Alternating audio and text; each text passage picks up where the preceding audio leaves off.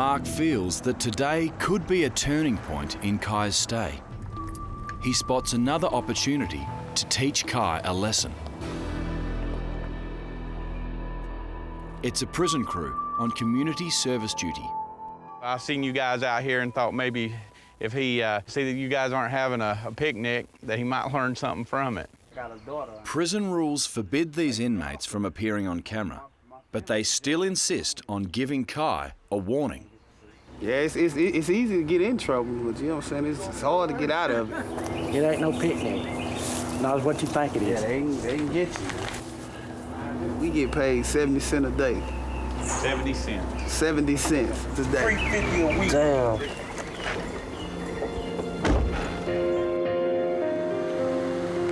It looks like Mark's instincts were spot on. Meeting the prison crew seems to have had a big impact on Kai. It makes me feel like something's actually kicked into me. I don't know. I should be in juvie now, but I got another caution. Normally you get 3 and I've got a lucky 4. But next time I might not have another chance, so I don't know, maybe I should knuckle down. Back at the farm, our teens are allowed to see each other again. But this time, they're joining forces for a positive reason.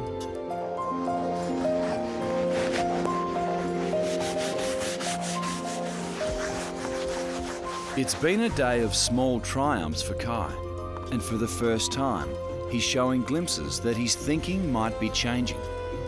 The dad is trying to talk to me and try to get to know me. He treats me with respect if I treat him with respect. Who knows, if all goes well, yeah, I'll probably start respecting him, get along. Celeste is playing along with the cleanup, but she's only doing the bare minimum. Celeste? I'm not touching glass. I don't really like them. I don't care if they don't like me. They're strange people, and after this week, I don't plan on ever socialising with them again.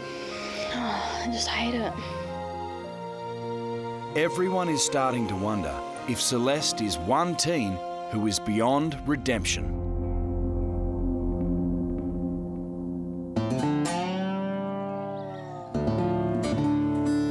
Aussie teens Kai and Celeste are halfway through their stay with the Lytle family at their horse therapy ranch in North Carolina.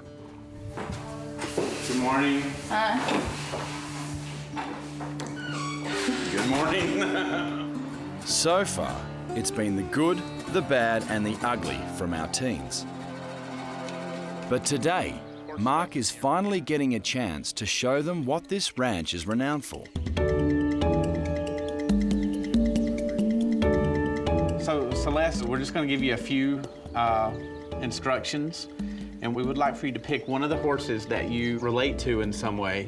I don't like horses, and Mark, you know that. Right. I've told you that several times. Mark and youth psychologist Brenda have used horse therapy to help hundreds of wayward kids over the years. Go away. It's a lot easier way to try and get inside the kids' heads and in their worlds, because they're not necessarily always aware that what they're saying about the horse is really what it is about them. I don't want to do this. Brenda and Mark were just like telling me, oh, does this horse relate to anyone you know? It's just staying right near you, doesn't give you space. I was like, well, it's like you, Mark. And then they told me we had to do it again, so that made my night. While Celeste is still proving a tough nut to crack, Kai seems to be slowly but surely taking things on board.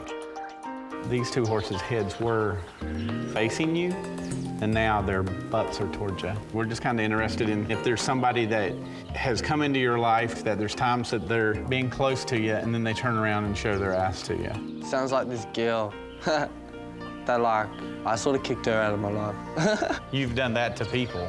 Yeah. The one I picked, it reminded me of me because it's really stubborn, and every time I tried to get it to go over an object, it wouldn't go.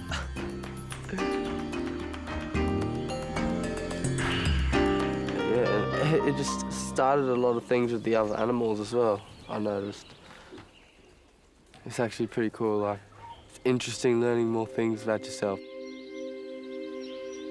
With Kai's continued progress, the Lytles decide it's time to give him a message from home. To my beautiful son Kai, I must say that home is definitely empty without you, and I'm missing you so much. I still find it difficult to comprehend you being on the other side of the world. I remember how I used to fret when Grandma or Nana would insist on babysitting you for the night. Even taking you to have your needles was an absolute nightmare for me. The sound of your crying tore my heart into 1,000 pieces. So, my son, it's no secret how fearful and panicked I get when you go out with your friends and you don't call or even come home for days. I know that you're yearning for independence and the freedom to make your own choices. But sometimes life has a way of taking us in directions that we may not wish to go. Over the years, your dad and I have lost a lot of good friends and family members to poor choices. I couldn't bear the thought that I outlived my only son. I want you to know that no matter what life throws our way, I know you can rise above it. You'll always have my support and shoulder, as long as you keep striving. Love you, my boy, always, Mum. Now I actually realise how much she's hurting and how much I've been hurting her. It doesn't feel good, like, to know that you've hurt your mum like that for that long. I reckon I'm gonna have to change something about it. Kai knows he's got some fences to mend. And a visit from Grandfather Lytle gives him a chance to get the ball rolling. Come down here today to try to make peace with you. I just didn't want you to go back home thinking that I still had anger in my heart for you. Just don't want you feeling bad towards me, and I sure don't feel bad at you. Yep. Okay. Sorry, bro. Okay. I'm sorry for what I did, yeah. Pretty stupid, eh? This family's made me feel for other people. Yeah, I do think this trip's like a new beginning, like of a new me. While Kai has clearly turned a corner, Celeste is still stuck in her old ways. Oh my God. What will it take Ew. to get through to this stubborn teen?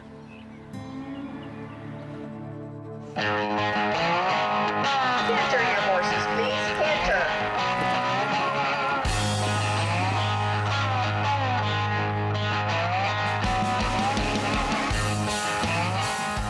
In Marion, North Carolina, it's show day at the local saddle club.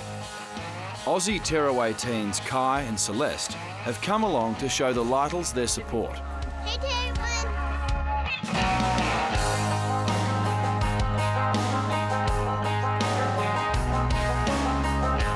After a week of gradual improvement, Kai seems to be enjoying himself. There's hot dogs, there's people, there's shit, there's like actual shit.